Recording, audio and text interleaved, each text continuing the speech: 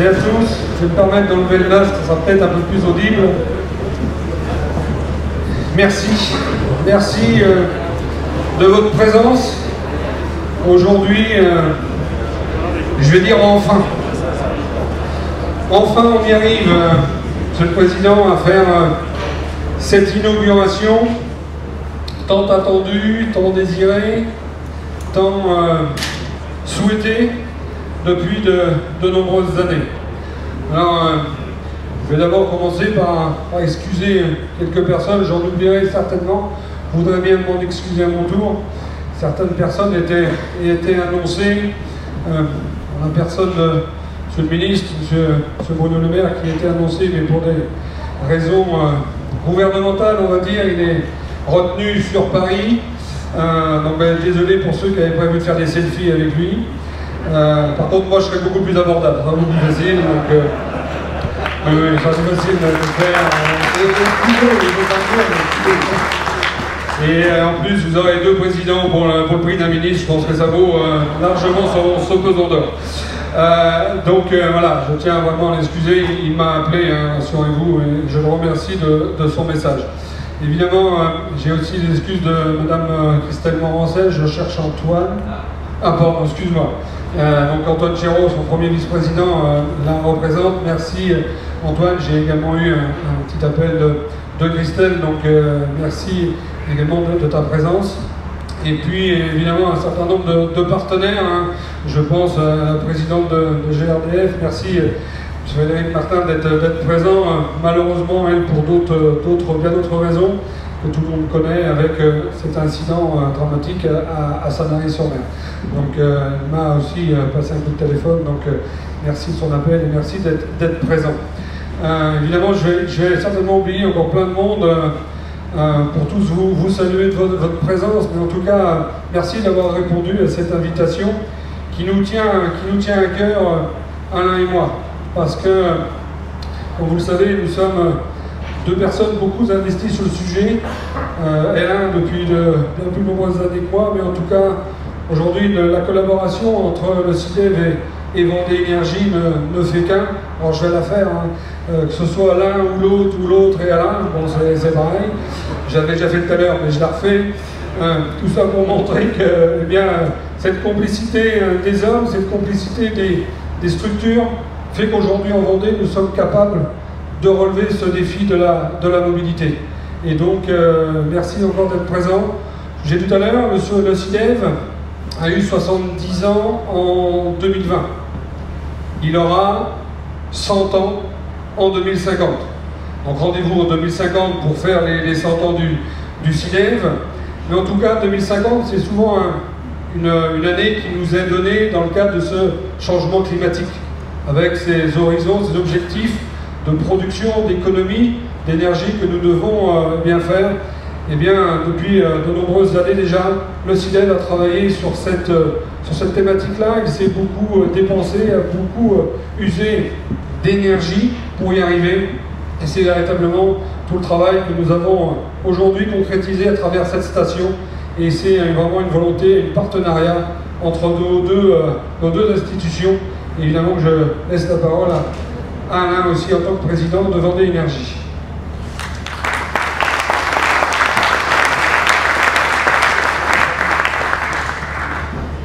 Oui, merci beaucoup, Monsieur le Président du CIDEV. En deux mots, effectivement, les réussites que nous sommes en train, les uns et les autres, de constater, c'est parce que le CIDEV, à un moment de temps, a osé aussi une société d'économie mixte, a osé aussi se donner, j'ai envie de dire, les structures qui permettent aussi d'avancer et de réaliser l'objet politique.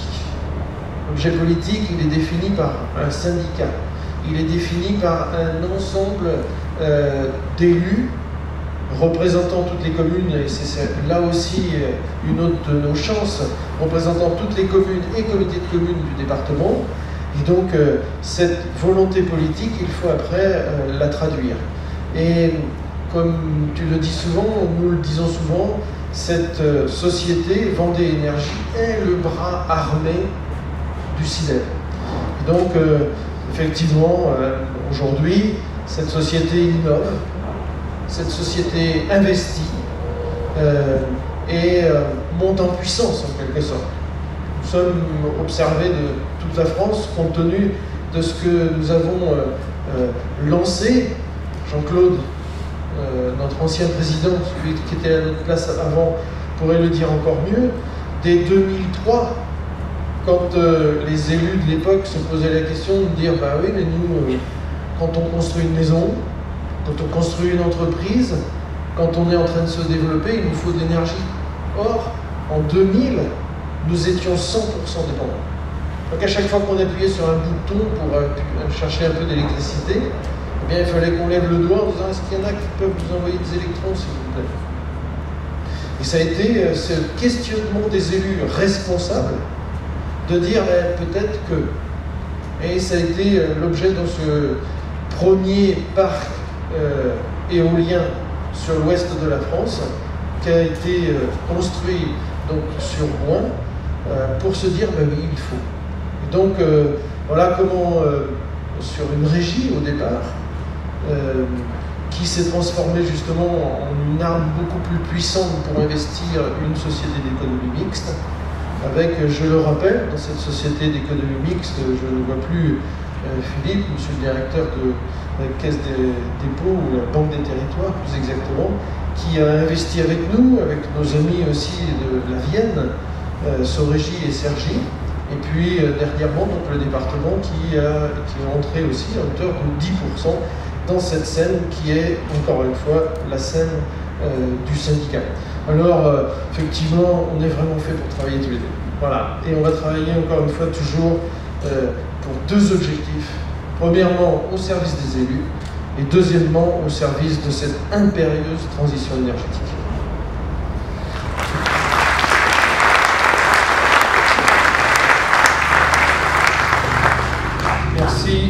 Merci beaucoup Alain. Donc on va maintenant vous dérouler l'histoire, la genèse de tout ce travail qui nous a conduit à construire cette station multi-énergie.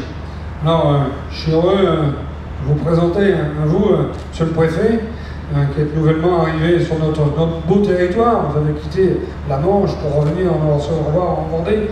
Vous allez voir, on bosse très bien en Vendée et vous avez vu à quel point nous sommes serrés au niveau des élus et des collaborateurs pour pouvoir produire cette énergie.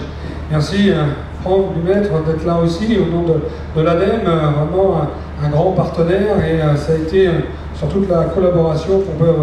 Je remercie évidemment notre sénateur Didier Mandeli d'être là également. Je remercie tous les collègues conseillers départementaux, mon cher Alain, qui sont là aussi ce matin. Je remercie mes collaborateurs, mes collègues, ceux qui souffrent avec moi, mes vice-présidents du CIDEV, ceux qui m'accompagnent dans cette belle mission de cette transition énergétique. Merci Richard Chanaret, président du pôle énergie Pays de Loire. Merci avec Martin à nouveau, GRDF, merci d'être présent. Donc on a vraiment. On a d'autres départements aussi, on a le Morbihan, on a la Charente-Maritime, on a un certain nombre d'autres invités qui nous font l'honneur de venir voir ici ce que l'on fait. Encore une fois, c'est surtout pour inspirer. On n'est pas l'exemple, on est simplement voilà, une démonstration de choses qui peuvent être faites. Et si c'est fait en Vendée, ça doit pouvoir être fait ailleurs. Certainement, n'est-ce pas Richard? On doit pouvoir essayer de se développer un peu plus de notre région. Donc voilà, merci à tous. Excuse-moi, il y a nos amis du Mans aussi. Pas qu'on oublie nos amis du Mans et de la CO en particulier. Pardon. Merci, on a nos amis pompiers, on a nos amis de la direction des finances aussi, on a nos entreprises qui sont là. Merci, je vois l'entreprise à l'aise, l'entreprise VFE, je sais qu'il y a l'ASPI, il y a l'entreprise RATP qui est là également. Donc vraiment, merci, je vais certainement en oublier, je m'en excuse vraiment auprès de ceux que je n'aurais pas cités. Mais en tout cas, soyez tous vraiment les bienvenus. Et vous savez que le CIDEV compte sur vous. Et je sais que vous comptez un peu sur nous aussi pour continuer à travailler. On a NJ, tout à l'heure j'ai vu Stéphane Mamou, je ne sais plus où il est, je l'ai perdu. Ah, excuse-moi. Voilà, merci d'être présent aussi. On a constructeur, je vois l'entreprise HRS, dans le fond aussi, qui a permis vraiment cette belle réalisation. Donc voilà, soyez assurés de mon regard. Je vois les représentants de Toyota aussi qui sont là, donc un vrai partenaire local aussi pour le développement de cet hydrogène. Donc pour revenir un petit peu à notre sujet, je vois le président du Trivalis qui vient de s'installer, Damien, merci d'être présent aussi en tant que président de Trivalis. Donc cette mobilité, eh bien, effectivement, dès 2014, nous avons souhaité nous en emparer. Pourquoi? Vous savez que les gaz à effet de serre sont produits en grande majorité par le réseau de transport, donc il fallait véritablement se lancer dans cette course aux transformations des flottes. Et donc passer de ces énergies fossiles vers des énergies renouvelables, des énergies distribuables.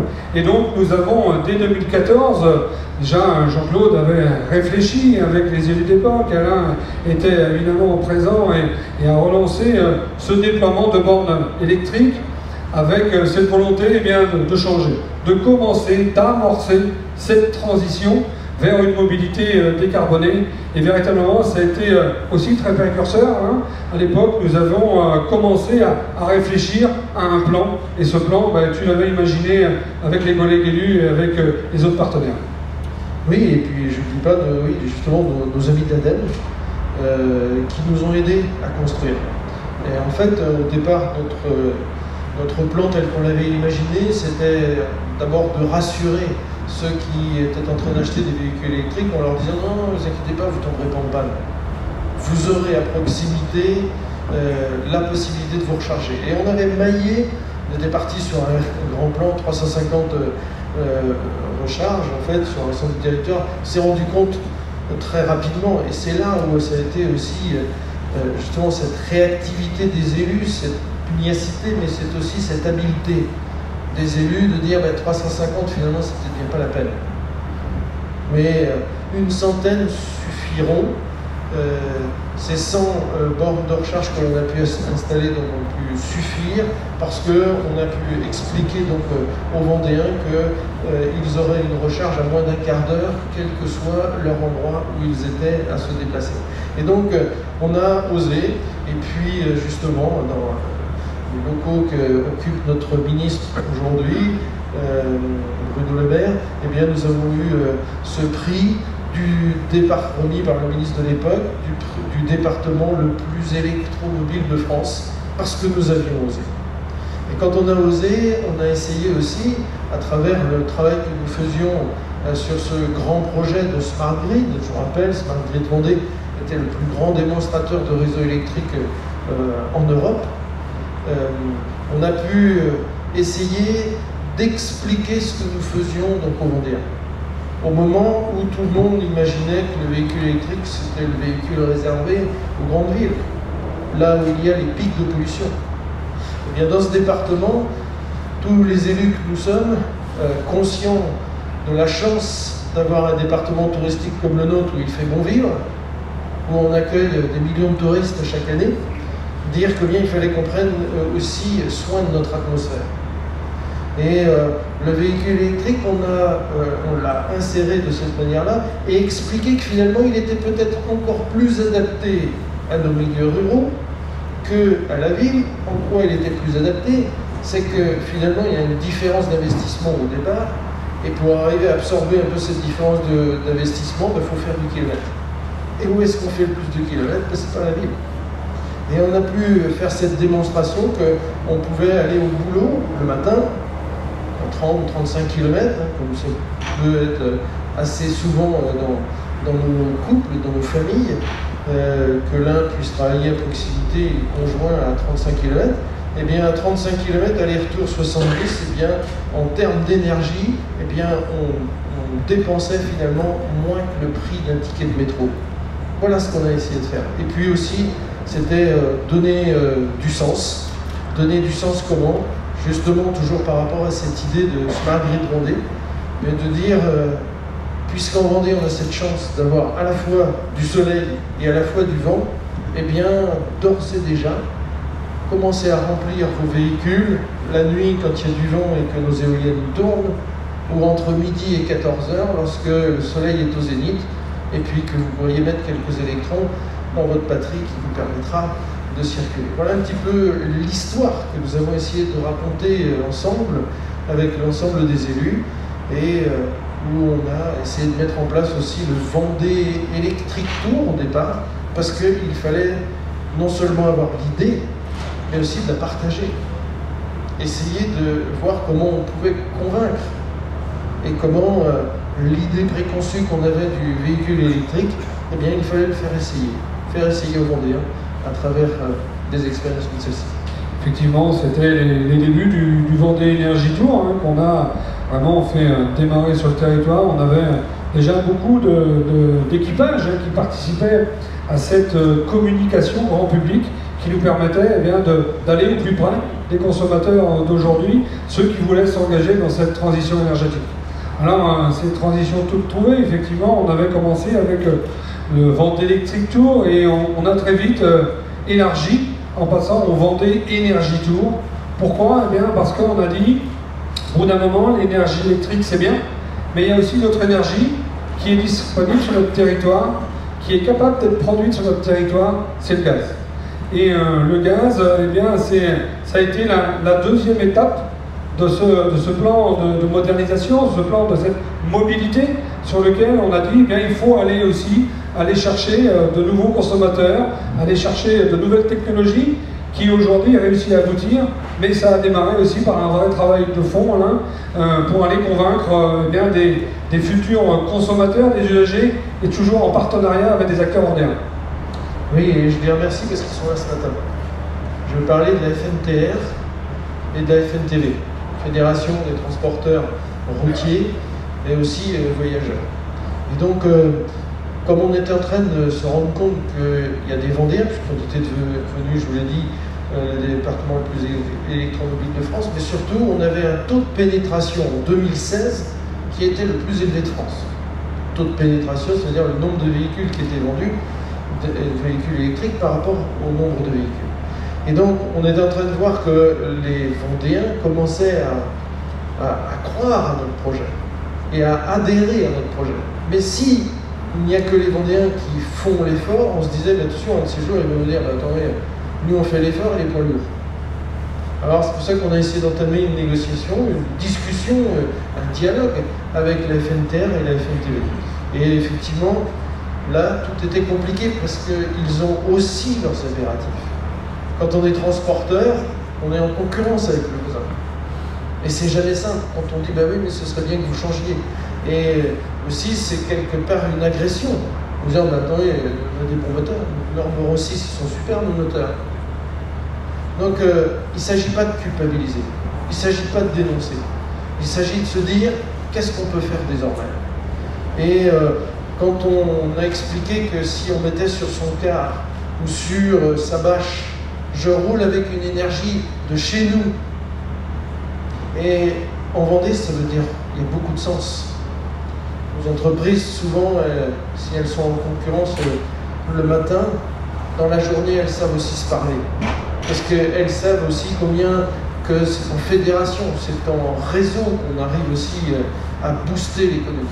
Et quand on a dit à ces responsables qui ont été vraiment attentifs, je souhaite à nouveau les remercier, leur dire, mais justement, ce réseau que vous avez entre vous, si vous l'élargissiez un petit peu, en pensant à nos agriculteurs qui, eux, sont capables de produire cette énergie chez nous, et qu'on n'aille pas les chercher dans des pays, je ne sais pas, lointains.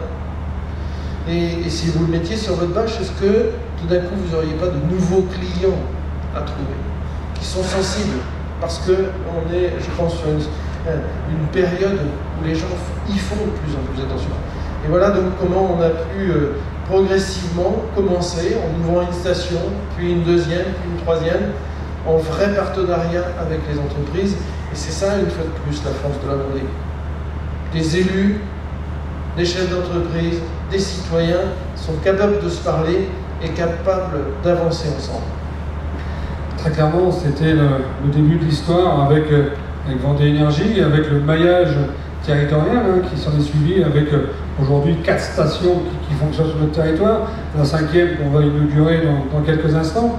Et puis très rapidement, on va partir à Châlons, elle a commencé à être construite. Elle est presque livrée. Presque livrée. À Montaigu, on est en train de finir de voir avec Antoine pour retrouver le terrain. À Saint-Gilles-Croix-de-Vie, on est en train d'y penser. Au Sable d'Olonne, le terrain il est déjà acheté. Donc on est en train de vraiment faire un réseau global pour distribuer déjà cette énergie, ce bio-GNV fabriqué par nos agriculteurs et notre industrie agroalimentaire. Alors, si l'agriculteur n'était pas là... il faut toujours qu'ils ramènent à lui. C'est quand même pas possible. Ah, c'est rare. Voilà, merci. Merci. En plus de faire du méthane, on entretient de beaux paysages et de manière la plus noble, bien des fois décrié. Bref, je vais pas faire un... Et je peux le faire aussi. Ouais. Alors, vive le bœuf. Ouais, alors celle-là, on l'avait gardé pour la fin, normalement, mais vive le bœuf. Bon, ben voilà. Le bœuf avec un agriculteur, vous voyez ce que ça donne. On n'est pas couché. Donc, après ce biogaz, il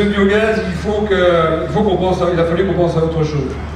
Et là, Alain, je vous avais déjà parlé dans les instances du CIDEM. Il y a un truc que j'aime bien, c'est l'eau. Pourquoi tu aimes bien l'eau? Alors, il y en a qui me connaissent, qui vont dire oui, il faut mettre dans le Ricard. Non, bon, ça ok, c'est fait aussi. Mais en tout cas, l'eau derrière, c'est évidemment tout le procédé de l'hydrogène. Et là, je ne vois pas Mathieu, il est là-bas. Mathieu Guéné, que tout le monde connaît, que je ne présente plus parce que monsieur est devenu un extraterrestre de l'hydrogène. Donc ça y est, tout le monde te connaît, Mathieu, mais d'ailleurs tu viendras nous en parler évidemment. Alors évidemment qu'on a lancé ce travail sur l'hydrogène, une réflexion avec cette énergie noble, cette énergie que j'adore. Je remercie le film qui nous a été passé par l'équipe de Toyota. Vous avez vu la petite fleur, comment elle reprend vie avec ces gouttes d'eau qui lui tombent sur la tête. Eh bien, c'est grâce à cet hydrogène qu'on va être capable de distribuer sur cette station. Et évidemment, avec des partenaires locaux, là aussi, qui ont joué le jeu pour la distribution. Mais avant de distribuer, il fallait la produire. Et là, Alain, tu as réussi à rencontrer sur ton chemin quelqu'un qui nous fait l'honneur aujourd'hui de produire cet hydrogène vert à Boin, en Vendée. Oui, merci Laurent, effectivement. Mathieu, j'aurais tellement aimé que tu sois avec nous devant, s'il te plaît. Viens devant. Vous pouvez l'applaudir, Mathieu Guéné.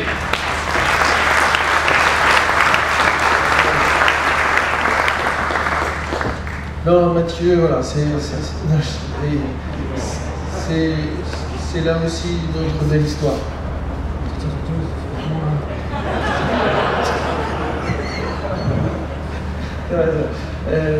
Une autre belle histoire, effectivement, que j'ai déjà racontée, mais que je vais encore à nouveau raconter, lorsque Nicolas Hulot et Elisabeth Borne nous présentaient cette première idée de commencer l'hydrogène en France, cette première conférence où le gouvernement annonçait 100 millions d'euros pour essayer de se dire est-ce qu'il ne faut pas commencer en France à penser à l'hydrogène.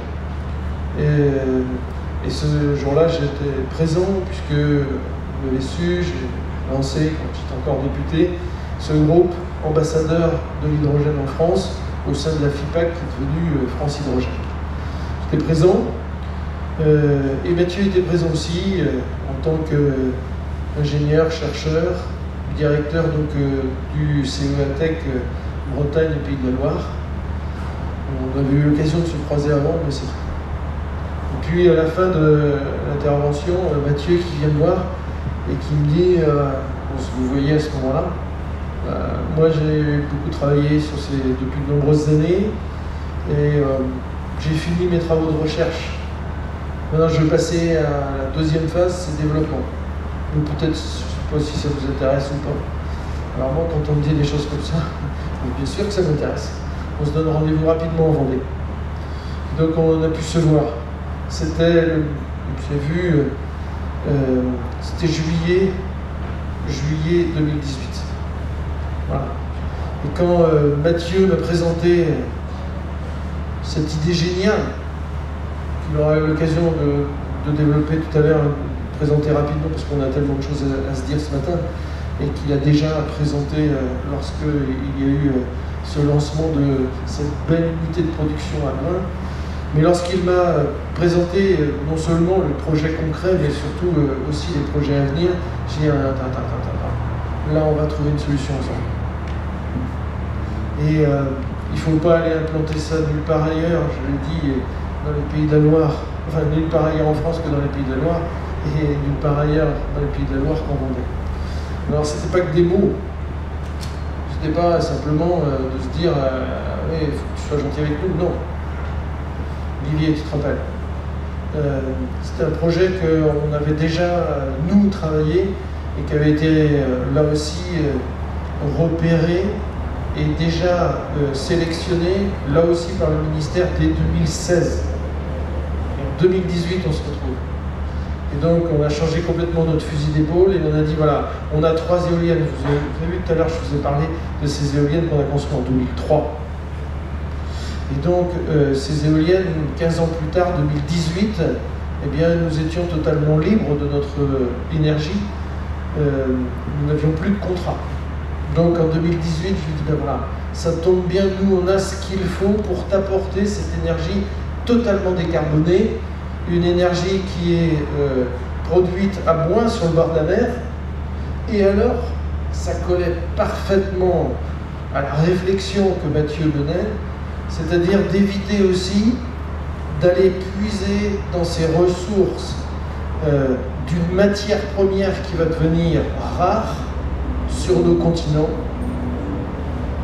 Je me suis fait moquer de moi la première fois, je le disais à un colloque à Paris. Une matière première qui va devenir rare avec le réchauffement climatique justement, c'est-à-dire l'eau douce.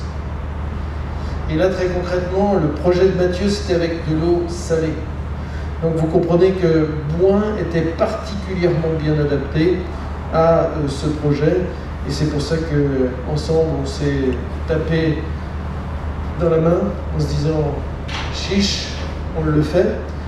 Et je veux, à ce moment-là précis de notre histoire aussi, remercier les élus qui ont osé voter les 2 millions d'euros que nous avons investis dans cette société.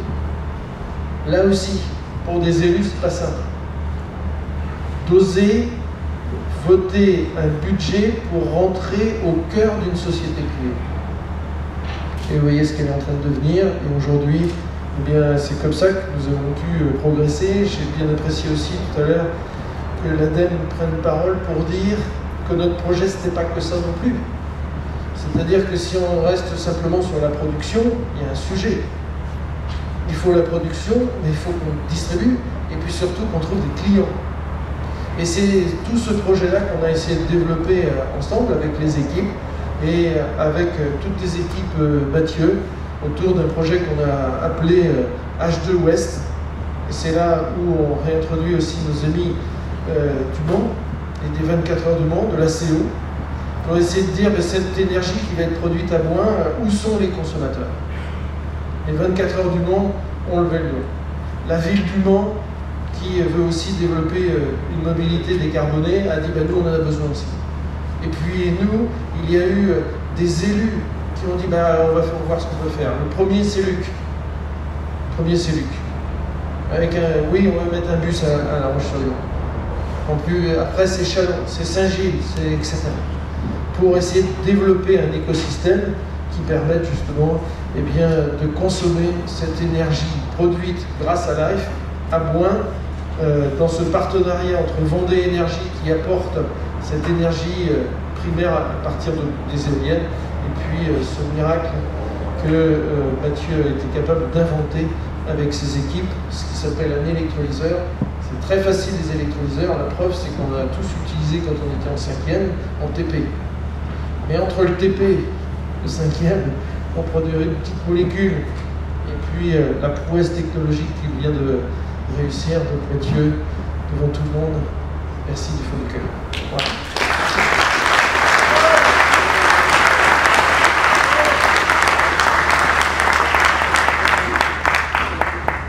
Et voilà comment on arrive aujourd'hui avec ces trois énergies sur notre territoire, et que une fois qu'on avait ces productions-là, il fallait les organiser, comme tu viens de le dire Alain.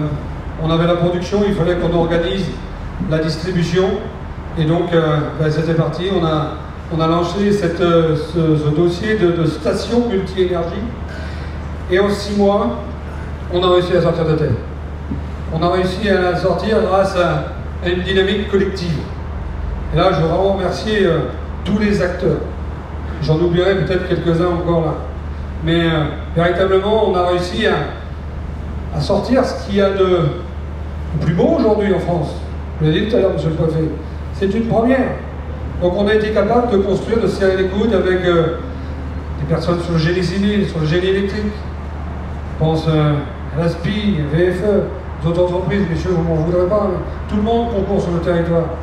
Il y a HRS, il y a Engie, il y a évidemment il y a Astral, tous ces gens-là qui nous accompagnent autour pour sortir cette station qui réunit évidemment ces trois énergies vertes et locales et qui donc c'est la première en France. Un investissement à hauteur de 3,5 millions TTC avec des aides conséquentes, des aides de partenaires qui nous permettent de lancer. Et souvent on dit, bah, c'est les premiers, oui effectivement, qui se lancent, qui payent le plus cher.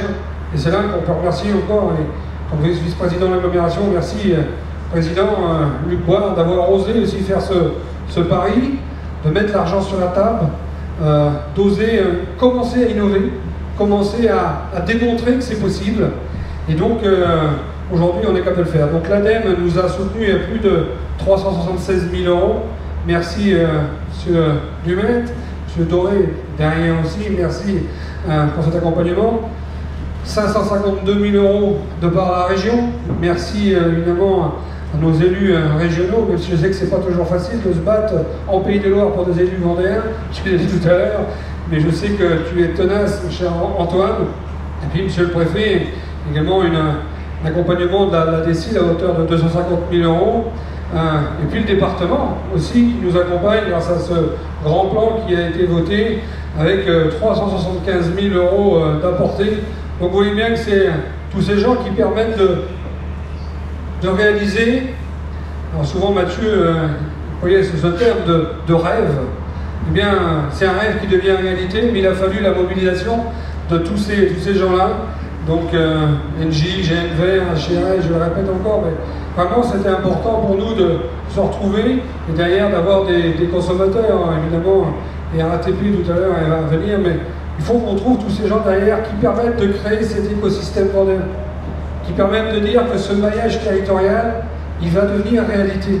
Il est réalité. On va proposer, offrir ce choix aux Vendéens. C'est vrai, dans un temps un peu plus aux Anglo-Lyonnais. Mais Anglo-Lyonnais, ça veut dire quoi? Quand les gens viennent de toute la Vendée, travailler La Roche-sur-Yon, seront capables de venir se ravitailler sur cette station, avec des usages qui sont en train de se développer, qu'il faut vulgariser. Donc merci évidemment à toute la presse présente de se faire l'écho de ce travail, de cette inauguration, pour qu'on puisse dire aux futurs consommateurs, ceux qui ont envie de s'engager sur des énergies renouvelables, et bien que ça va être possible. Moi je voudrais, avant de conclure cette petite temps de présentation, de faire monter quelques personnalités. On est vraiment sur un grand jour pour les Vendéens, un grand jour pour la transition énergétique. Cette production locale, elle est possible, elle est réalisable, tout ça dans un esprit d'indépendance énergétique. Alors avant de passer la parole à Alain, je voudrais qu'on remercie tous ceux qui sont derrière. Toute l'équipe du CIDEV. Je voudrais que vous applaudissiez.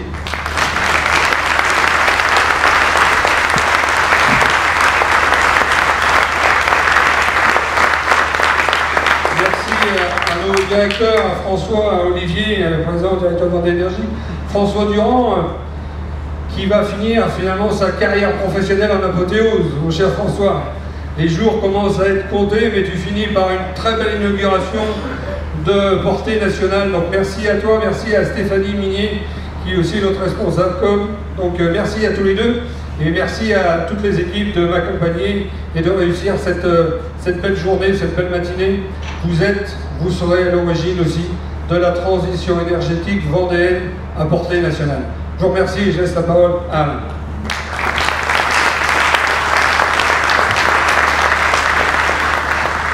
Non, je vais être très bref, j'aurais juste envie de dire, pour finir, s'il vous reste 2 minutes tout à l'heure, vous pourriez aller sur le pont qui franchit la 2 fois 2 voies. Et vous avez une photo à prendre. La photo, c'est avec un grand angle. D'un côté, une station-service avec nos énergies fossiles, et en face, la station-service qu'on est en train d'inaugurer. C'est pas pour dénoncer personne, attention, soyons respectueux. Mais je dis simplement que c'est une photo d'histoire. On est en train d'aujourd'hui écrire un brin d'histoire. On est en train de passer d'une histoire à une autre, l'histoire de la société du pétrole, où on allait chercher cette énergie très loin. On la ramenait avec des pétroliers qui des fois s'échouent chez nous, monsieur le préfet. Ça a été les ricains. Et combien on a été tous traumatisés par les ricains. Les pompiers, combien ils ont été obligés d'intervenir. Combien de Vendéens se sont dépensés pour aller nettoyer nos belles plages. Et ça, il fallait aller chercher cette énergie très très loin. Nous n'avions pas d'autre solution et ça nous a permis beaucoup de développement, attention. Et puis, dans cette image que vous pourrez mettre dans vos salles à manger, eh bien, vous avez de l'autre côté eh bien, ce que notre génie actuel est capable de faire. Nos ingénieurs, combien ils ont travaillé sur, on est en train de dire tout à l'heure, sur des voitures qu'on peut, comme certains anciens disent, oh, mais il y a longtemps qu'on le savait qu'on pouvait mettre, on pouvait rouler avec de l'eau. On ne va pas mettre de l'eau dans le réservoir. Mais en tous les cas, ce qu'on est capable de faire aujourd'hui, comme ça a été dit, avec de l'eau, qui peut être aussi de l'eau salée transformée en hydrogène, ça peut être avec ces déchets d'hier de l'agriculture qui nous permettent, avec ce vent, ce soleil, etc. Eh bien, je pense que c'est une photo désormais qui est historique, passer de cette société du pétrole à cette société des énergies renouvelables et locales. C'est-à-dire que ce que nous, on fait ici, on va pouvoir le reproduire partout. C'est ce que je disais dimanche soir sur le reportage de France 3, national. La chance, c'est que maintenant, on va pouvoir le reproduire sur tous les départements de Pays de la Loire, mais sur toutes les régions de France, et bien au-delà, sur toute l'Europe et sur toute la planète. Merci de votre attention.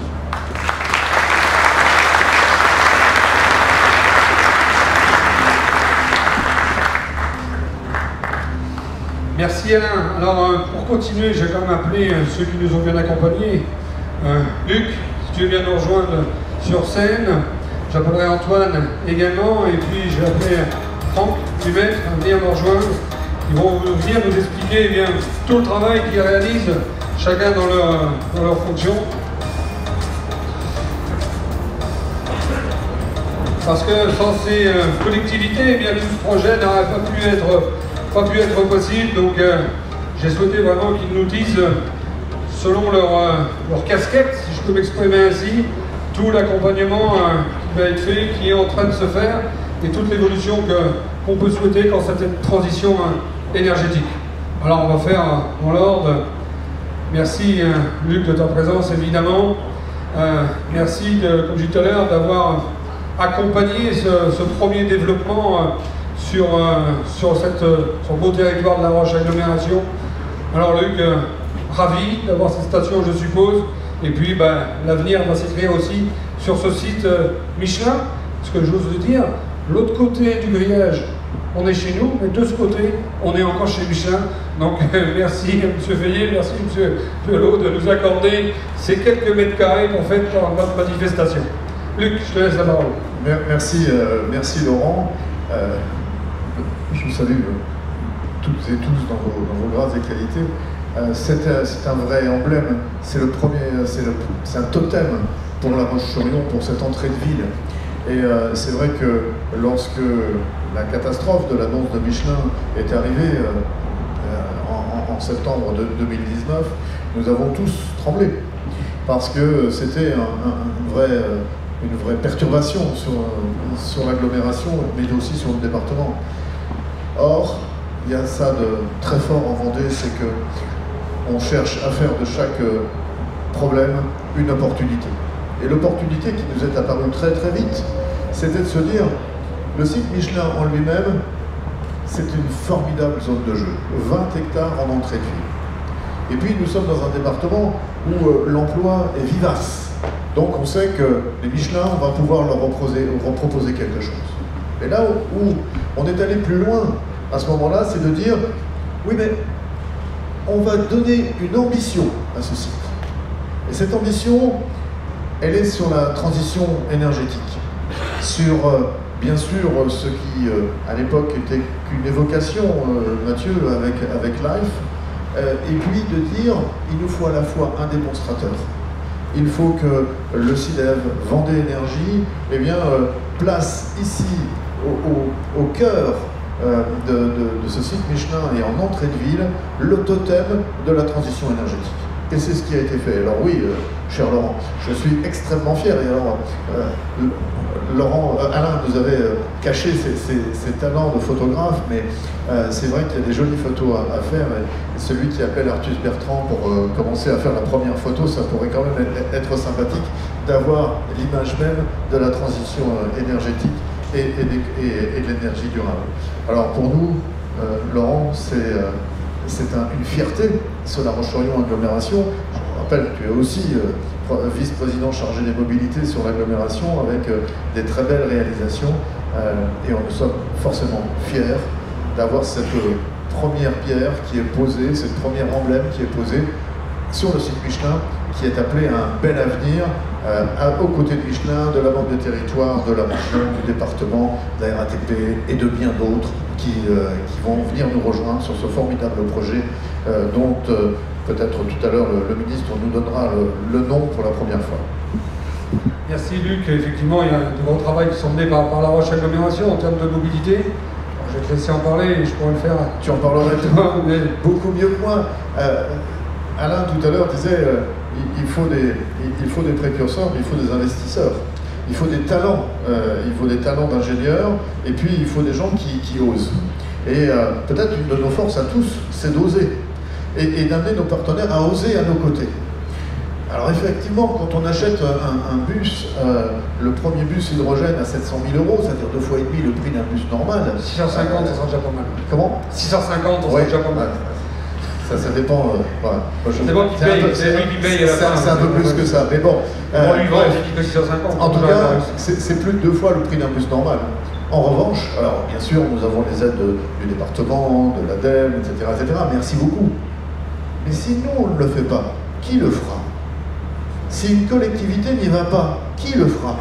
C'est pas aux particuliers d'investir dans un véhicule de ce type-là. C'est à nous de prouver que c'est possible, d'amener aussi la possibilité pour les stations d'avoir des clients réguliers, donc d'améliorer la qualité de la distribution, du transport. Ce qu'a fait le président Alain Leboeuf, en étant le premier des présidents des départements de France, j'imagine même pas, j'en suis absolument certain, à avoir son véhicule qui fonctionne à l'hydrogène. C'est d'un courage insensé. À l'époque où tous les deniers sont comptés, recalculés et soumis à la pression des oppositions. Mais c'est un courage, et il faut l'avoir. Il faut se dire qu'à chaque fois qu'on verra le président dans ce véhicule, ou avec une très belle sérigraphie où on indique que c'est de l'hydrogène vendéen qui circule devant vous, c'est un vrai courage et c'est une vraie performance. Sur l'agglomération, nous allons continuer. Nous avons un minibus qui va arriver, nous avons des moyens de transport aussi, d'autres utilitaires qui vont arriver, mais ce n'est pas la seule chose. C'est-à-dire qu'on transforme aussi nos flottes. Aujourd'hui, c'est une partie de la flotte qui est transformée avec des bus fonctionnant au GNV. Et puis nous allons continuer, puisque bien sûr l'hydrogène n'est pas la seule énergie disponible.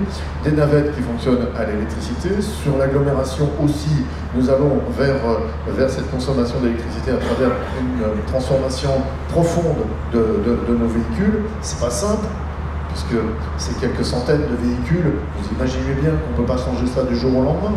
Et puis de toute façon, techniquement, ce ne serait pas possible. Et ce que disait Laurent tout à l'heure, oui, c'est sûr, cette station, elle est sur l'entrée de l'agglomération. Et l'agglomération, c'est pleinement département.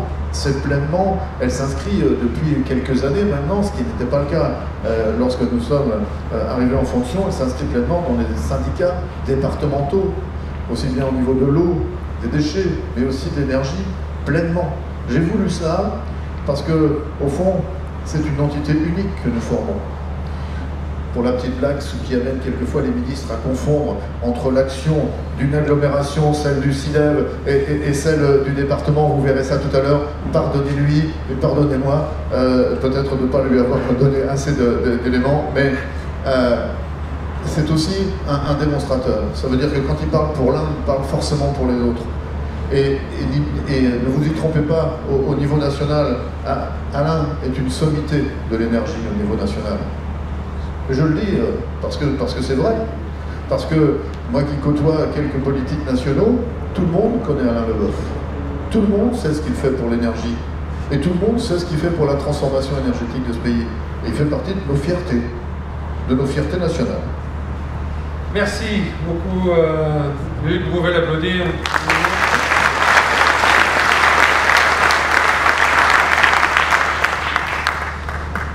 Alain, président du conseil départemental. Que fait le département pour...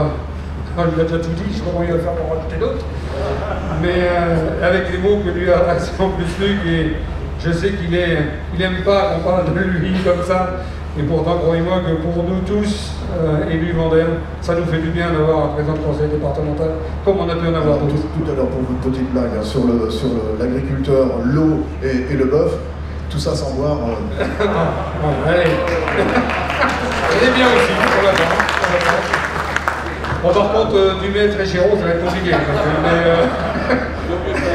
faut même pas essayer, ok. Alain, je te laisse la parole. Merci pour devenir sérieux. Non, très simplement. En fait, le département, effectivement, là c'est une autre casquette. Je veux vraiment redire combien on veut soutenir cette politique et très concrètement, je veux aussi remercier, comme tu l'as fait, nos équipes qui sont en train de réfléchir. Dans les équipes, je commence par les pompiers qui sont aussi prêts à réfléchir comment progressivement, à travers aussi des budgets qui sont compliqués pour les pompiers, comment progressivement, eh bien, un pompier qui roulerait avec un véhicule hydrogène, c'est aussi tout un symbole. Que le président du département roule avec un véhicule hydrogène, c'est déjà un symbole. Mais qu'un pompier le fasse, il y a une autre symbolique, c'est celle de la sécurité. Et là, pour moi, c'est pour ça que j'y apporte vraiment beaucoup d'importance, mon colonel, parce que je crois qu'on a aussi besoin d'être rassuré par rapport à cette énergie nouvelle. Il y en a plein qui sont sans inquiétude, mais il peut y en avoir quelques-uns qui le sont, parce qu'à partir du moment où on parle de gaz, Frédéric, tu pourrais le dire aussi, déjà le bio-GNV, c'est aussi une question que les uns et les autres peuvent se poser. Donc merci aux équipes, je parle des pompiers, mais je parle de mes équipes aussi, au niveau des infrastructures routières en particulier, qui d'emblée ont dit oui, il faut qu'on y aille. Et ce qui me permet de dire que, outre le véhicule du président, eh bien, on est en train d'imaginer aussi plusieurs autres véhicules. Il y en a déjà un qui est commandé, 3 quarts payé, et qui sera un 19 tonnes, qui sera, en hors-taxe, qui sera un 19 tonnes que vous verrez sur les routes de Vendée. Et pour trouver ce 19 tonnes, aujourd'hui c'était compliqué, donc on a eu là aussi la chance d'avoir au sein de ce département Jérémy Quentin, qui doit être par là, ah oui, il est là-bas, voilà, qui là aussi se génie d'un certain nombre d'entre nous, d'entre vous, de dire mais si on garde ce véhicule, mais on enlève le moteur thermique pour continuer justement à optimiser finalement le véhicule. Et encore bon, la benne est bonne, le châssis est bon, l'électronique est parfaite. Mais on enlève le moteur thermique et on y met un moteur électrique alimenté par des réservoirs hydrogène. Eh bien, ce camion, il sera d'ici quelques semaines sur les routes de Vendée. Là aussi, on a voulu faire ce choix-là. Et puis, nous allons poursuivre. Il y a un autre qui est présenté tout à l'heure, qui est présenté ici sur le parking, que vous pourrez voire, et qui serait totalement adapté aussi aux artisans en particulier. Vous le verrez à l'extérieur. Donc, encore une fois, nous, on va montrer l'exemple. On va aider les collectivités financièrement qui vont vouloir investir, comme on aide financièrement le CIDEV ici pour la station. Et puis, je finirai juste par une petite cerise sur le gâteau. C'est-à-dire que se déplacer avec des énergies renouvelables, la Vendée le fait déjà depuis très longtemps. Depuis très très longtemps. Peut-être avez-vous entendu parler du Vendée Globe. Des bateaux qui font le tour du monde depuis déjà longtemps.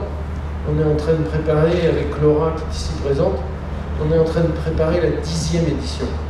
On est capable de faire le tour du monde avec un voilier, donc avec le vent, sans ce carburant légère. Eh bien, là, je pense, c'est pour ça que Laura est là ce matin, je lui avais demandé, est-ce que, Mathieu, on ait quelque chose à penser entre cette image extraordinaire mondiale du Vendée Globe, notre cher Vendée, Luc, et les amis qui sont ici présents ce matin, et puis cette image mondiale qu'on est en train de ici démontrer, qu'avec de l'eau et du vent, on peut aussi faire de l'hydrogène et de l'énergie. Voilà, la Vendée sera à tes côtés, mon cher Laurent, tu le sais, et de tous tes élus. Merci.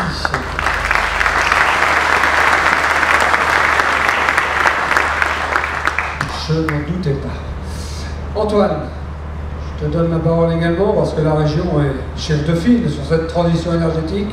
Vous êtes investi depuis de nombreux mois sur ces travaux-là. Évidemment, ravi, toi aussi, je suppose, d'avoir cette fierté vendéenne. Ah bah, super fier.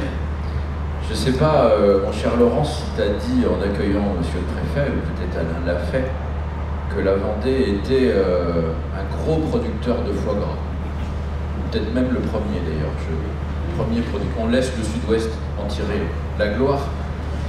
Ce qui fait que dans nos gènes, on n'a pas trop l'habitude de l'écologie punitive à interdire le foie gras. Dans les réceptions officielles, on n'aime pas trop non plus les sapins de Noël en carton. Mais on préfère l'écologie qui réfléchit à des solutions efficaces au-delà des coups politiques et depuis très longtemps. Et là où moi j'ai une fierté d'élu vendéen et de vice-président de la région, c'est de pouvoir être avec vous d'abord, CIDEV et Vendée Énergie, aux côtés de Luc, pour saluer une réalisation qui est un démarrage, mais qui fait suite à un énorme travail et à des choix courageux faits depuis très longtemps. Et donc oui, c'est une fierté, et c'est une fierté aussi parce que c'est une fierté d'une réalisation qui est complète, qui fait en sorte que ça va marcher. C'est pas un coup, encore une fois. C'est très très très loin du foie gras qu'on interdit. C'est l'organisation, après avoir soutenu et continué de le faire, les productions. Tu as cité évidemment Life, on en est très fiers, mais c'est aussi la métallisation. Les usages, j'y reviens pas, ça a été dit beaucoup. Et les uns et les autres participent au financement, même quand c'est un peu chéro. Je le dis parce que tu n'avais pas trouvé le truc. Voilà. Ça a été dur. Voilà. C'est pas alimentaire en revanche, je suis désolé, ouais, mais j'ai pas trouvé mieux. Voilà. Faut que je rebondisse maintenant. Et donc on a vraiment quelque chose maintenant avec la distribution qui est complète et qui est destinée effectivement à se déployer. Et je sais que les territoires, mon cher Alain, s'y engagent aujourd'hui parce que si on veut effectivement pouvoir être fier de pouvoir nous déplacer, il n'en revient pas Laurent, il va falloir qu'il revienne sur Terre, eh bien il faut qu'on ait vraiment une réponse qui soit une réponse complète. Voilà. Et donc ça c'est cette fierté-là et qui fait que en plus c'est en Vendée, c'est une première et j'ai dit tout à l'heure en boutade, mais c'était pas seulement une boutade quand même, qu'un élu vendéen à la région auprès de Christelle chargé d'être chef de file et constater que la région est en avance tout le temps, bah, il faut le constater. Et donc mon boulot c'est de faire en sorte que les autres ne soient pas trop jaloux, mais plutôt qu'ils s'en inspirent. Et je suis très heureux de voir que les monceaux sont là. Bienvenue à l'ACO, il y a effectivement beaucoup d'avenir là-dessus et je crois que c'est dans ce cadre-là. Mais il y a des Mayennais aussi qui sont là, mais c'est vrai que parfois on me dit faut, dans les autres départements ou même à la région, on me dit il va falloir qu'on y aille parce que sinon les Vendéens vont avoir encore trop d'avance. Donc moi ça me flatte et je dis bon quand même bon. Mais ça veut dire aussi qu'ils trouvent qu'il y a trop de financements qui viennent, voilà, mais c'est pas grave, puisque justement la Vendée le mérite, parce qu'elle montrera le chemin à venir.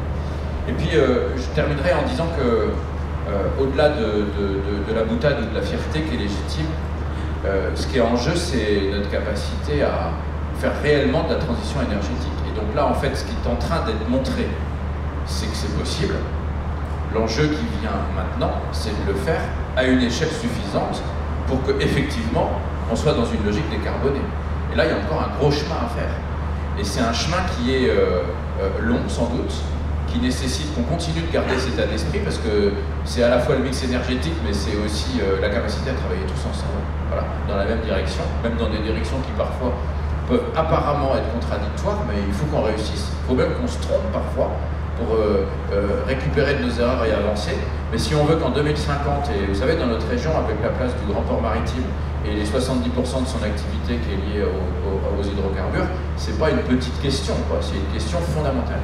Et donc l'enjeu derrière, y compris en termes de qualité de vie chez nous, et donc de capacité d'emploi, c'est de réussir à passer beaucoup plus loin, et je sais que tout le monde y travaille, dans une logique réellement industrielle, qui est une logique de filière, et qui fera que non seulement en 2050, on pourra, en Vendée, en Pays de la Loire, vivre dans une logique décarbonée, mais aussi on aura du travail. Voilà.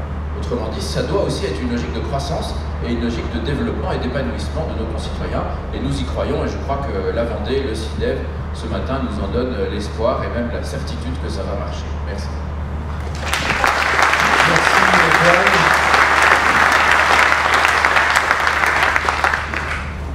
Franck, placer du maître dans une conversation, ça va être compliqué. Mais je te laisse évidemment nous apporter des précisions, témoigner de tout l'accompagnement de l'ADEME. Alain l'a évoqué à de nombreuses reprises et on peut vraiment te remercier de ta présence et de tout le travail que tu réalises avec les équipes pour que ces projets puissent sortir sur notre territoire. Donc là, c'est la parole du maître. C'est bien. Voilà, c'est celle que j'avais préparée. Et... c'est pas grave. Bon. C'est à nous de dire que vous êtes un grand maître. Merci. Que l'exercice est difficile. Passer après toutes ces bonnes paroles et ces bons jeux de mots. Je dois vous dire que je suis vraiment très heureux d'être là ce matin, fier également de saluer cette belle réalisation.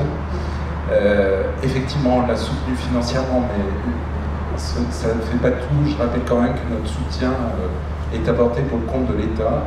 C'est bien l'État qui investit et qui porte des stratégies nationales de déploiement, notamment de l'hydrogène, et ça c'est important de le rappeler, puisqu'on travaille en cohérence au niveau national, même si on est en Vendée, c'est important.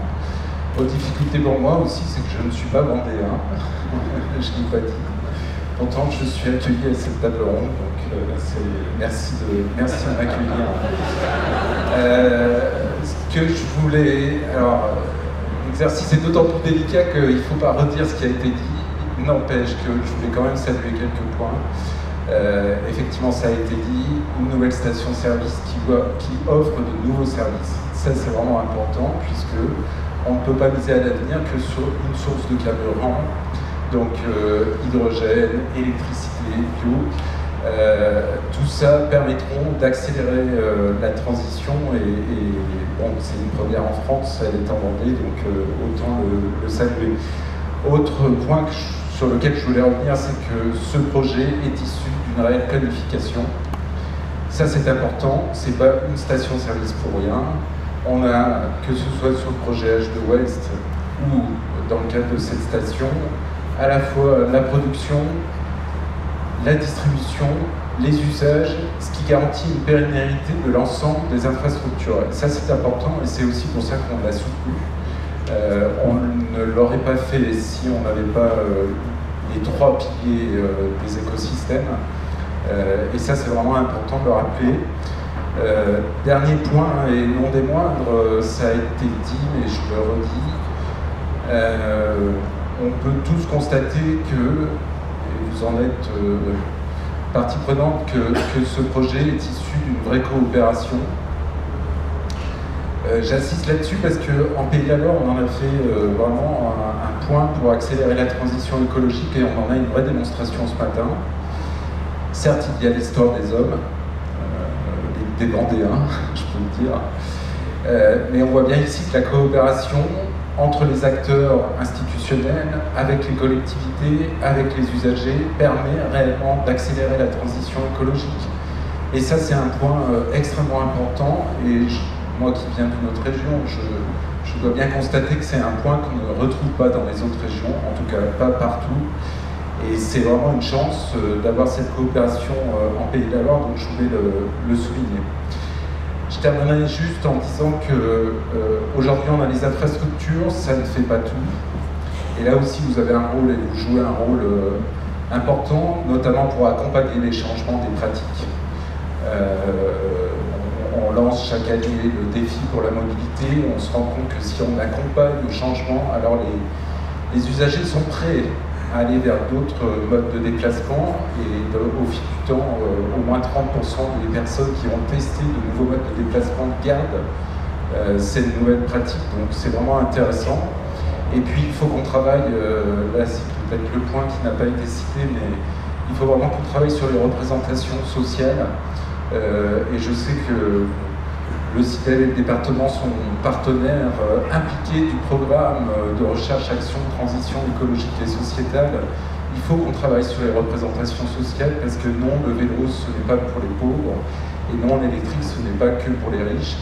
Donc vraiment, il faut qu'on travaille sur ces images et c'est ce que vous faites. Donc voilà, je suis vraiment très fier aujourd'hui de représenter notre président Arnaud Leroy qui n'a pas pu être là, mais c'est finalement tant mieux pour moi.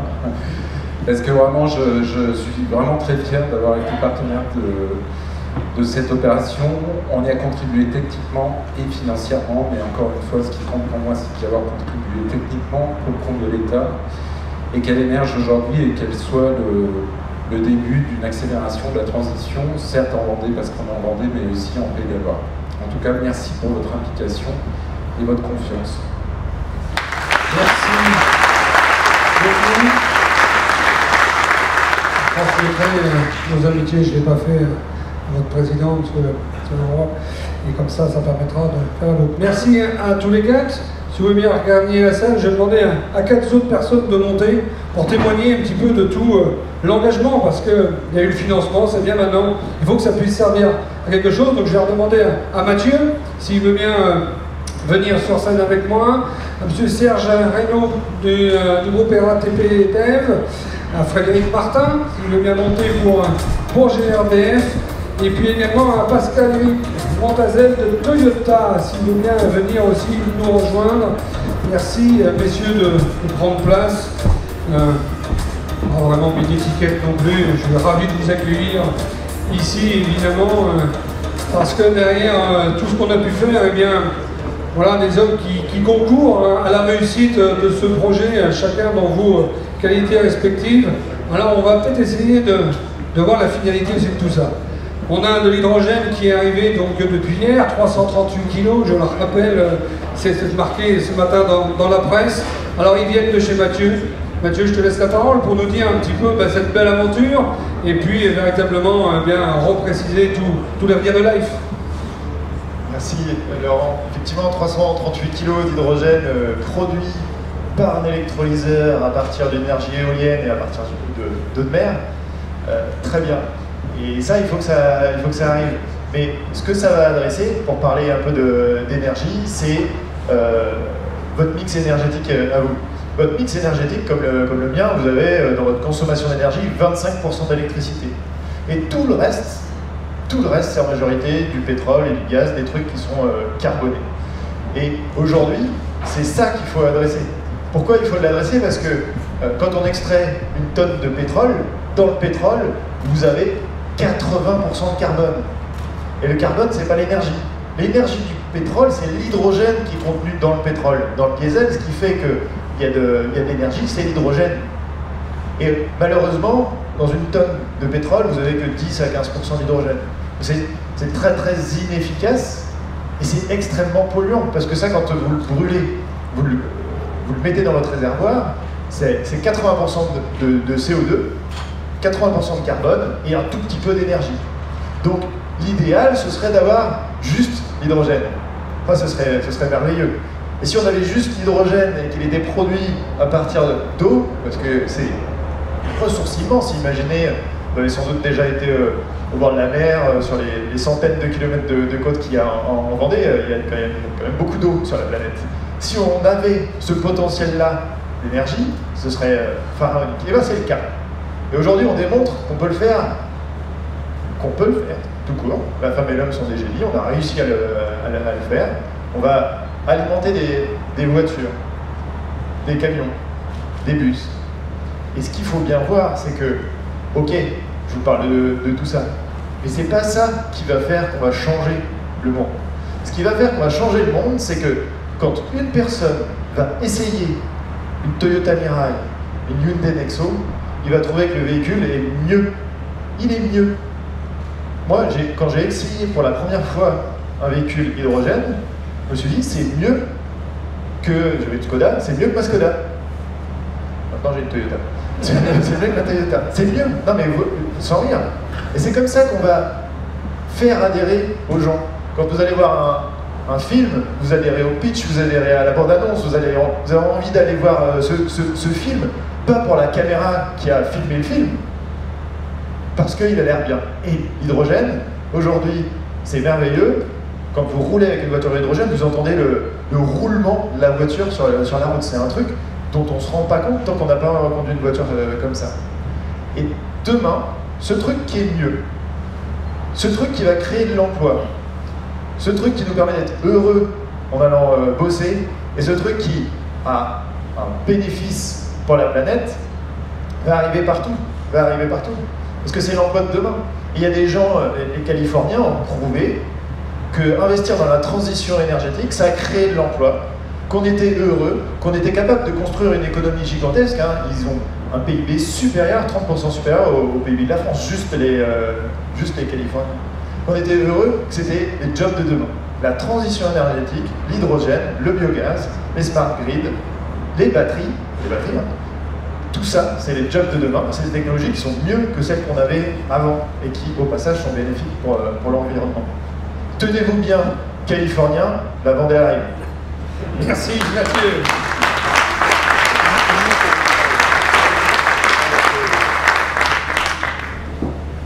Frédéric Martin, GRDF. Évidemment, pour le groupe, c'est aussi des évolutions importantes. C'est aussi l'avenir et GRDF s'en préoccupe. Alors tout à fait. Pour nous, on est d'abord le gestionnaire d'un patrimoine qui est celui des collectivités locales.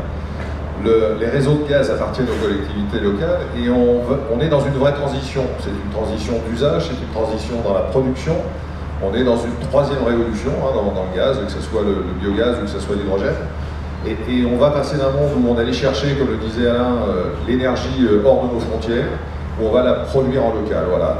Et depuis de très nombreuses décennies, GRDF accompagnait les collectivités locales pour amener l'énergie chez les clients, que ce soit pour la mobilité, que ce soit pour l'usage du chauffage, de l'eau chaude. Et aujourd'hui, on fait le lien entre les producteurs et les consommateurs. Et à ce titre-là, effectivement, on commence... la mobilité est importante, c'est un tiers des gaz à effet de serre, on le sait, et le transport routier, c'est quasiment 90%. Donc il est vraiment essentiel de décarboner. Alors il y a plein d'énergie, mais il y a surtout de superbes gaz verts, l'hydrogène, le biométhane. Et alors ici en Vendée, c'est merveilleux, dans cette ville de Loire. Moi je viens en voisin à titre personnel, je suis charentais. Mais non, mais vraiment c'est extraordinaire parce qu'on a vraiment une production locale. Et par le biais des réseaux, que sont les réseaux de gaz dans les collectivités, on amène ensuite cette énergie au plus près de l'ensemble de nos clients. Donc oui, c'est une vraie révolution. Ça change fondamentalement le mode d'exploitation de nos réseaux. On était dans un système gravitaire, on revient dans un système beaucoup plus dynamique, avec une différenciation de molécules. Demain, il y aura des réseaux, j'allais dire, de biométhane. Il y aura des réseaux d'hydrogène. J'ai déjà un président qui m'est tombé dessus là ce matin. Donc c'est 100%. Et on n'a aucun problème pour accompagner les collectivités locales. Il faut construire l'avenir. Donc soit on est sur le bord de la route et on regarde, soit on avance et on construit. Voilà. Et donc à ce titre-là, je suis extrêmement fier aussi d'être avec vous autour de ce sujet. Merci beaucoup. Vous pourriez avoir un deuxième président qui vous tombe dessus juste après aussi. Parce qu'on a des belles choses entre la production de Boin et puis une future station à Châlons. Il y a peut-être quelque chose à imaginer. Et vous savez ô combien le territoire de la Vendée souhaite être expérimental. Donc on pourra rediscuter avec vous et avec vos équipes. Alors avant de consommer toute cette énergie, il y a quelqu'un qui les construit. Stéphane Mamour, représentant d'Engie, si vous voulez bien l'applaudir, il va nous rejoindre également parce qu'il a été le constructeur de cette station et c'est pas sans souci non plus, et c'est une vraie volonté aussi de la part du groupe d'accompagner les collectivités dans ces constructions et dans ce dynamisme énergétique. Tout à fait, merci Laurent. Je voulais partager, je suis très heureux d'être là, déjà comme l'ensemble des invités évidemment. Je voulais partager 3 points avec vous, 3 convictions qu'on porte chez Engie en commun avec la Vendée. Tout d'abord le fait que la transition énergétique soit avant tout une transition. On n'insiste pas assez sur ce terme de transition. Et vous citiez Alain tout à l'heure l'exemple des 2 stations d'hydrocarbures, ces stations qui sont quasiment côte à côte. Ce qui est assez malin dans ce que vous faites, c'est que vous n'avez pas supprimé les stations d'hydrocarbures pour bâtir cette nouvelle station, et ces 2 modèles peuvent coexister, mais dans l'incitation plutôt que dans la punition. Donc vraiment sur cette phase de transition. Et ce qui est important pour que cette transition puisse se réaliser, c'est qu'il y a un pouvoir, une volonté politique très forte, exprimée aujourd'hui, mais qui puisse s'aligner également avec le levier que va apporter les industriels, comme Engie, en capacité à investir d'une part, et à apporter un savoir-faire sur les technologies nouvelles. Le deuxième point sur lequel je veux revenir, c'est l'aspect territorial de ces projets. On a une conviction forte chez Engie, c'est que les projets de transition énergétique doivent être des projets territoriaux. Donc c'est arriver à faire naître des écosystèmes, donc aligner des besoins, des territoires, des usages, avec des capacités de production, de manière très pragmatique, pour créer de la valeur pour les territoires et pour les habitants de ces territoires également. Et pourquoi cette maille territoriale est importante? Parce qu'il faut un pragmatisme très fort dans ces projets, et puis savoir maîtriser les coûts d'investissement également. Et puis le dernier point, c'est le 3e T de la démonstration, après territoire, transition, c'est le triptyque d'énergie verte, locale et renouvelables, que sont l'hydrogène vert, que sont le biométhane et également l'électricité verte.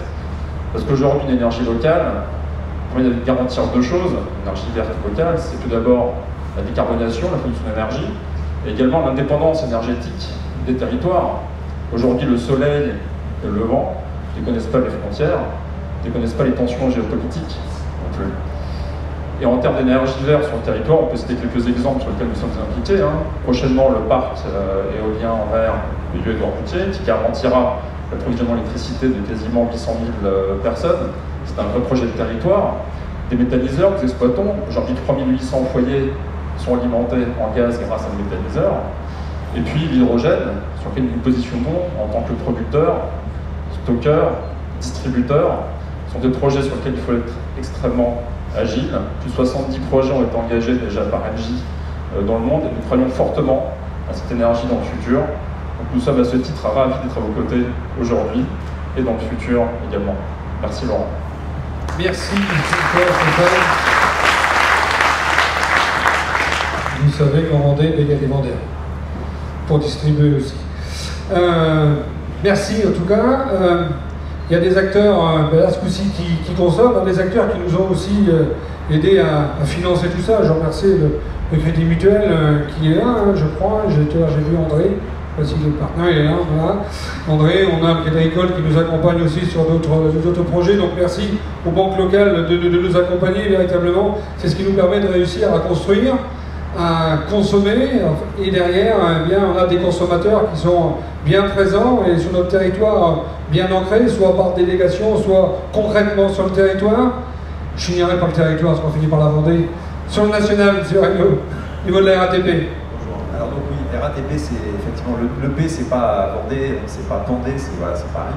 Mais néanmoins, nous sommes à La Roche-sur-Yon délégataire, heureux délégataire du réseau Impulsion. Et quand on nous a dit, voilà, on s'inscrit dans cette dynamique qui est aujourd'hui portée par l'ensemble des acteurs locaux, évidemment que nous allons nous avons sauté à pieds joints sur cette idée parce qu'elle est vraiment magnifique. Voilà. Et donc, je me souviens très bien, il y a 1 an et demi, voilà, dans un moment d'échange avec La Roche-sur-Yon, puisque avec l'agglomération qui est notre donneur d'ordre, et dont vous êtes évidemment l'un des représentants avec le président Loire, on nous a dit, ben voilà, on voudrait s'inscrire dans cette démarche, comment le groupe peut s'inscrire.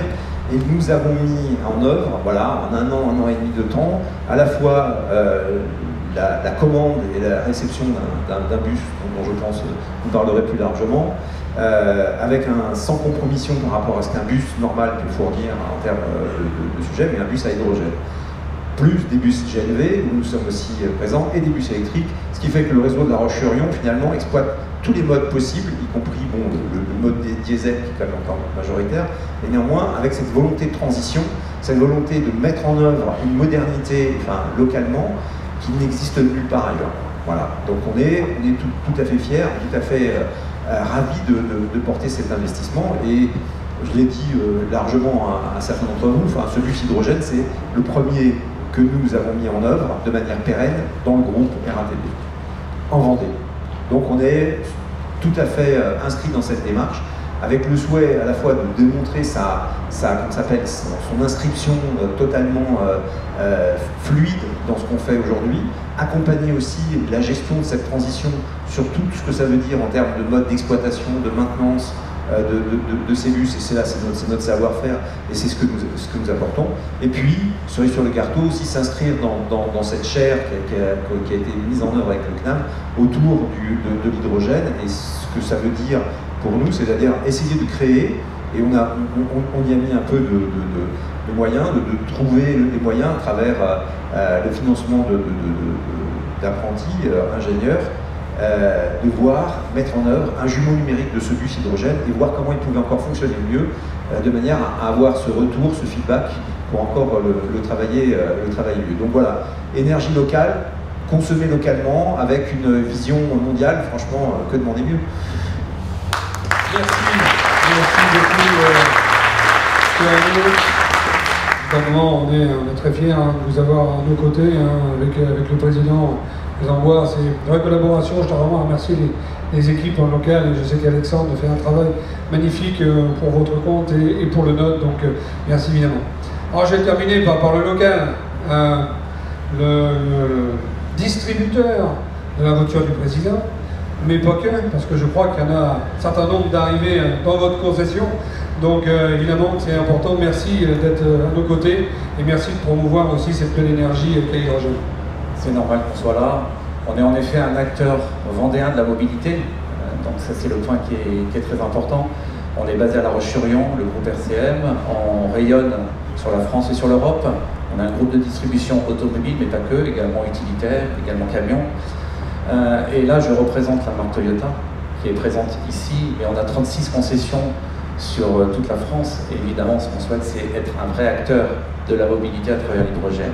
Il faut savoir que Toyota, c'est connu au niveau du grand public par l'hybride, qui est une technologie qui est maîtrisée, qui est connue par le grand public depuis 25 ans maintenant. On le commercialise, c'est présent dans nos véhicules.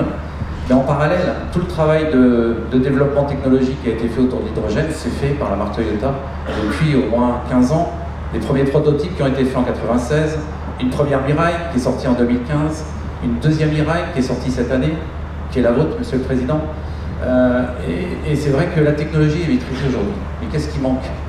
Un réseau de distribution, des fournisseurs d'hydrogène.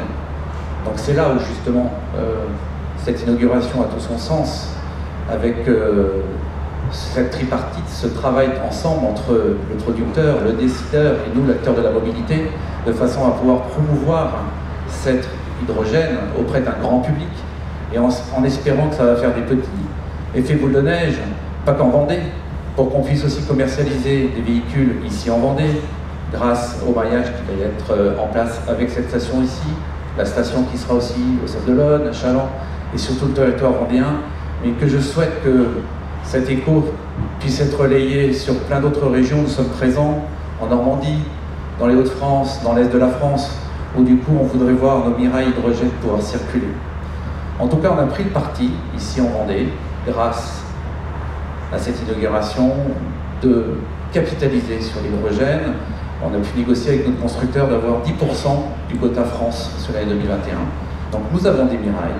Donc aujourd'hui, l'idée, c'est évidemment de pouvoir les faire essayer, les découvrir cette technologie, comme tu le disais Mathieu, qui est très agréable à la conduite, de façon à ce que nous puissions proposer à tout usager, mais également pour les grands comptes, les grandes entreprises, de rouler et de faire un pas vers la transition écologique avec nos véhicules. Donc je suis vraiment ravi, fier de pouvoir participer à cette inauguration et d'être un acteur de cette multi-énergie. Merci beaucoup. Merci beaucoup. Merci à vous cinq de vos témoignages. Je vois bien que la boucle est bouclée, on a les financeurs, on a des gens qui s'investissent beaucoup dans ce système de tri énergie. Et je crois que vous pouvez les applaudir parce que c'est grâce à eux aussi que ça va fonctionner demain. Merci à vous. Vous pouvez gagner vos places et je vais, pour conclure cette matinée, je sais qu'on est un petit peu à déborder, je vais peut-être accueillir M. le Préfet, si vous voulez bien nous dire un mot sur plusieurs mots devant l'ensemble de ces partenaires qui sont aujourd'hui présents. L'État à nos côtés, l'État évidemment précurseur aussi, on essaye de vous associer le maximum pour qu'on puisse répondre à ce défi énergétique. Mais je crois qu'il y a des belles réponses que vous pourrez nous apporter aussi aujourd'hui et demain. Et en tout cas, on compte encore sur vous, M. le Préfet. Merci. Je pense que vous êtes toutes et tous impatients d'aller couper le ruban de cette belle station multi-énergie. Je disais à mon voisin, au délégué régional de l'ADEME, il faudra que nous convainquions l'UGAP, l'Union des groupements qui nous permet d'acheter des véhicules, pour qu'ils augmentent le plafond pour pouvoir acheter une voiture nous permettant de rouler à l'hydrogène. Voilà. Et en guise de boutade, simplement, je redis tout le plaisir que j'ai d'être parmi vous pour cette première française. Comme je l'ai dit tout à l'heure, je sens le souffle vendéen vraiment très très fort. Voilà. Bon. Mais toute entrée mise à part, ce que je voulais dire, c'est que l'État est à vos côtés pour soutenir bien évidemment ce projet. Il l'a été, je le rappelle, pour aider la communauté de communes Challenbois, je salue le président, pour pouvoir aider à l'installation de l'AIF à Bois. On a attribué une subvention de 570 000 €. Et il est aussi, comme on l'a dit, dans le soutien à la distribution. Donc le soutien, vous l'avez rappelé, Monsieur le Président, le soutien à travers la dotation de soutien à l'investissement local, qui est bien destiné à financer les équipements qui vont nous faire passer, notamment la transition énergétique. Ça rentre pleinement dans les objectifs que le gouvernement nous a assignés. Donc cette station que nous inaugurons, mais aussi celle qui va venir au Sable d'Olonne et celle qui va aussi être installée à Chalon. Donc c'est bien là le rôle de l'État d'accompagner l'initiative d'une nouvelle filière économique qui, je n'en doute pas, arrivera ensuite à trouver son équilibre.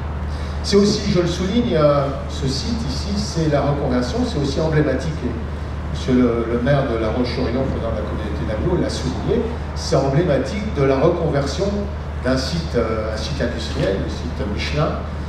J'ai pu déjà découvrir cette problématique et je sais la volonté des élus locaux, celle du maire de La Roche, du président du conseil départemental et de la présidente de la région, monsieur le premier vice-président, de la volonté d'installer ici, d'en faire ici un lieu emblématique, comme vous l'avez dit, en entrée de ville, un lieu emblématique tourné vers les énergies de demain.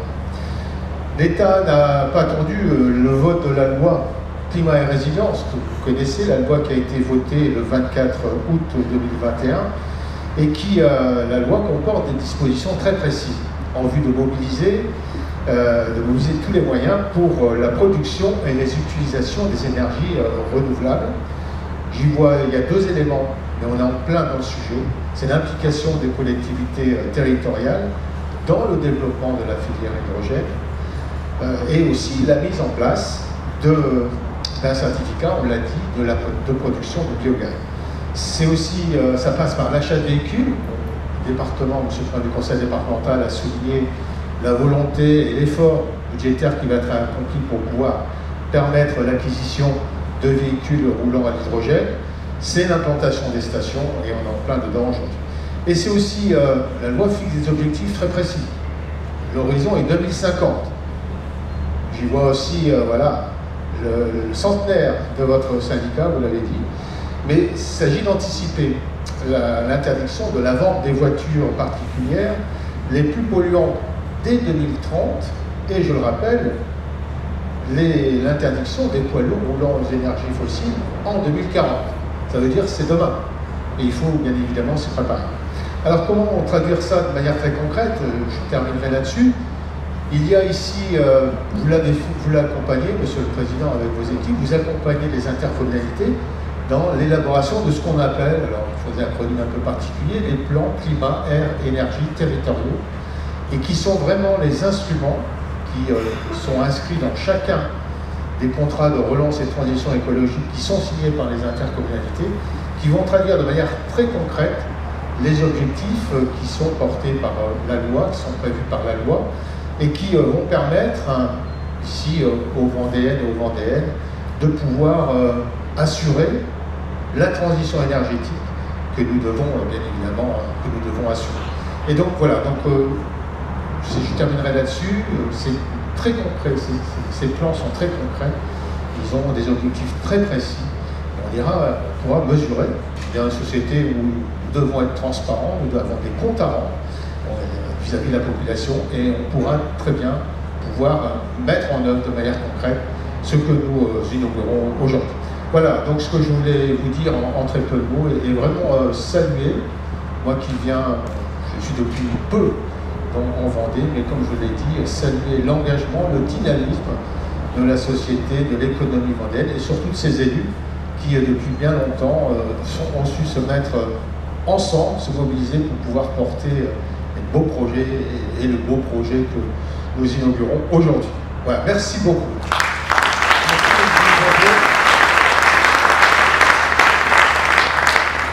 Juste avant d'aller se dégourdir les jambes, je crois qu'on a un message de Monsieur le Ministre que nous avons reçu tard cette nuit et qui nous souhaitons diffuser.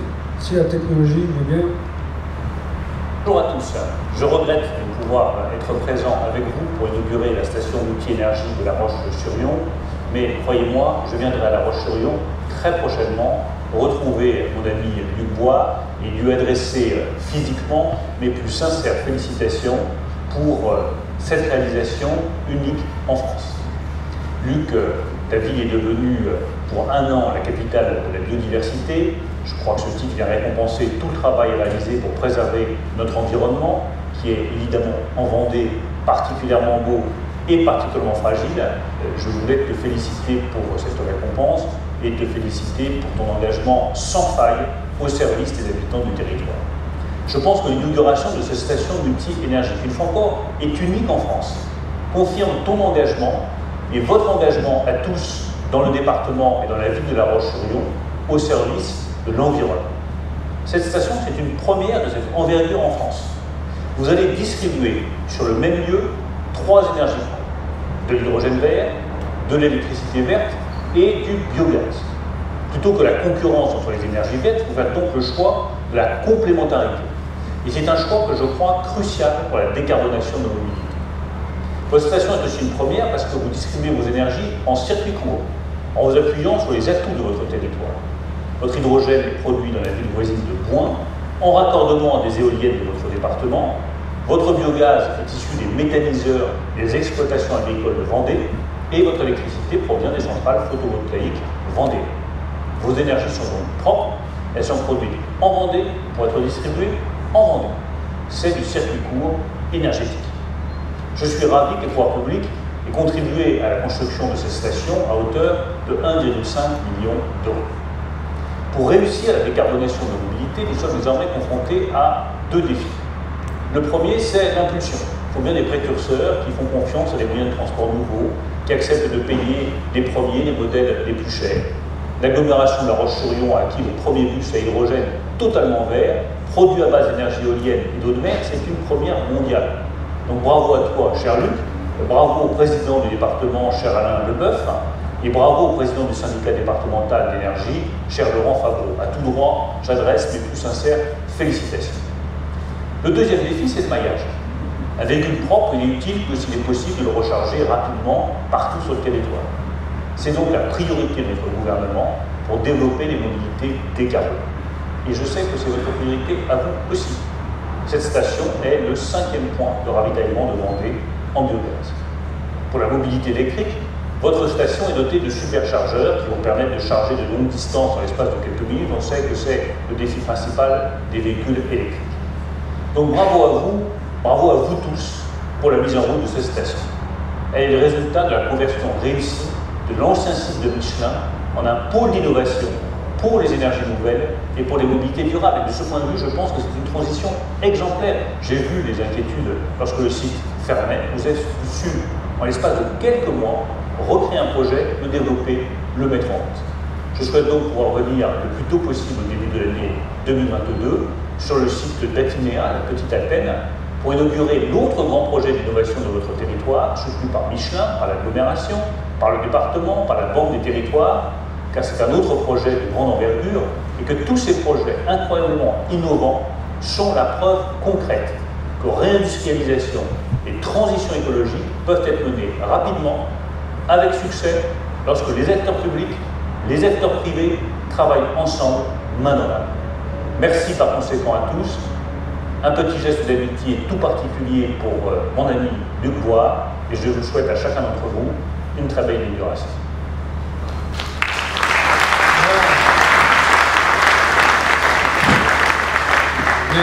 Je dois dire monsieur le ministre qui ne va pas m'entendre, mais en tout cas, vous lui transmettrez nos amitiés.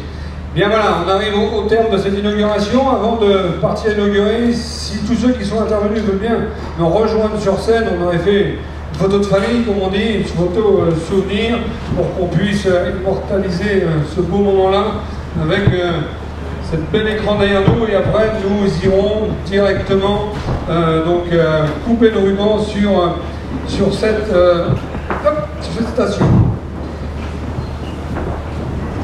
Donc je vous remercie évidemment tous de votre présence encore nombreuse ce matin, et je vous souhaite de déambuler. Après on va aller visiter la station et puis vous serez à même de poser toutes les questions à nos techniciens sur place et à tous les exposants qui font l'amabilité de venir avec de nombreux véhicules. Merci à vous aussi également.